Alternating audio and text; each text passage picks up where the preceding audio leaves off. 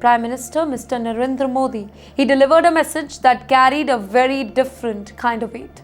A message about lives lost, a message about Indian sailors, and a message heard directly by the US President, Mr. Donald Trump.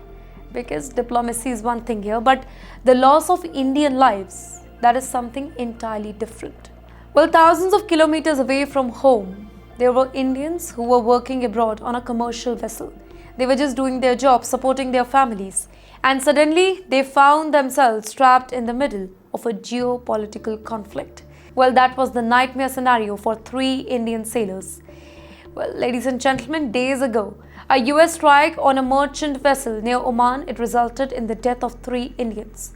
3 families devastated, 3 lives lost. 3 reminders that global conflict often affect ordinary people who have nothing to do with politics.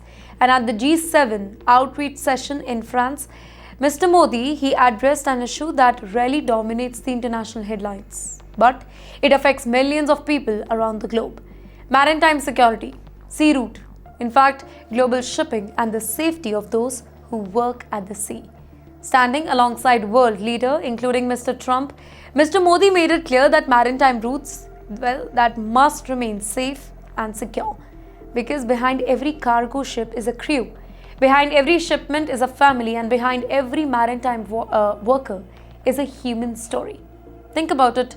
Nearly everything we use travels through global shipping, energy, food, raw material.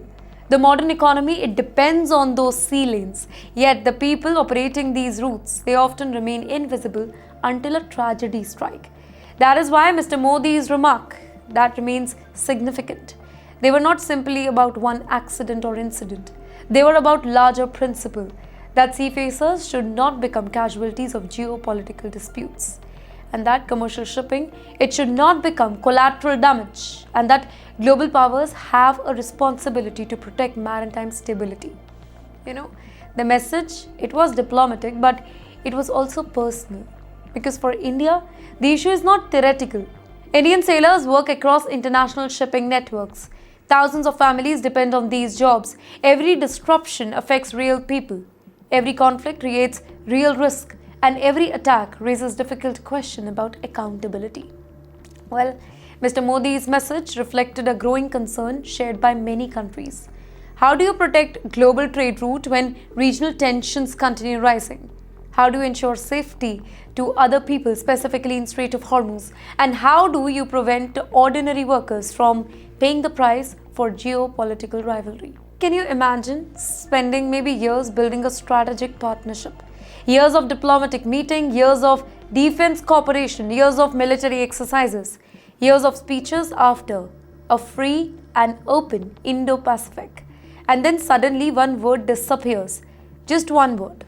Well, sometimes one word can change everything. And this week, the United States officially announced that the Indo-Pacific Command will once again be known as Pacific Command. That's right.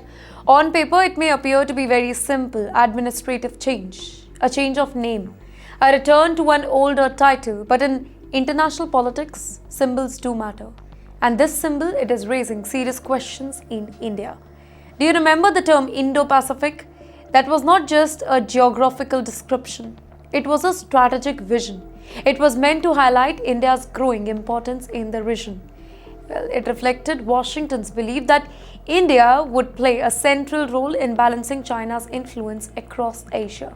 And that is why the particular decision is creating headlines, because many observers, they are asking the same question. Why now?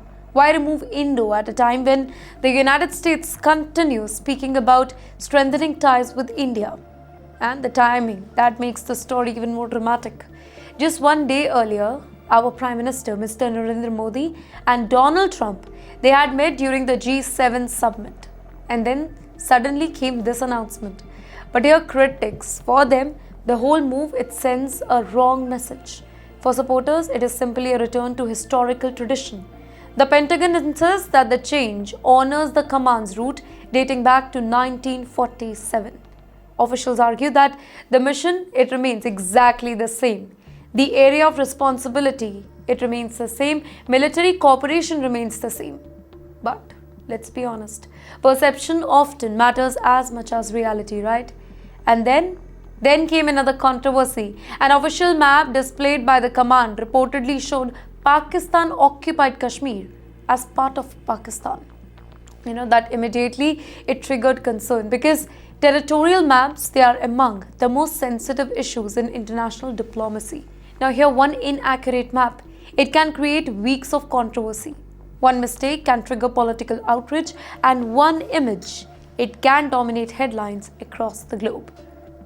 Now for India, the issue goes far beyond military terminology here.